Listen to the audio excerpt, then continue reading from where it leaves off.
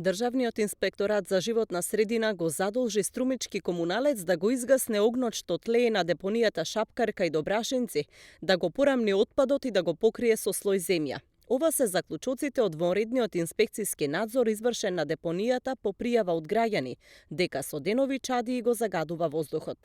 Кога гори депонијата Шапкар, чадот од Добрашинци е видлив до Струмица, за што сведочат и бројните видеа и фотографии што ги објавуваат граѓанските активисти. Од јавното комунално претпријатие велат дека веќе почнале со порамнување на отпадот и околу 1/4 е завршена. За целосно израмнување на просторот ќе им се потребни околу 2 недели.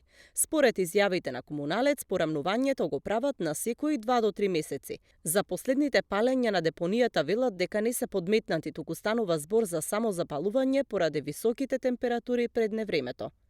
Депонијата Шапкар треба да биде регионален центар за отпад на југоистокот.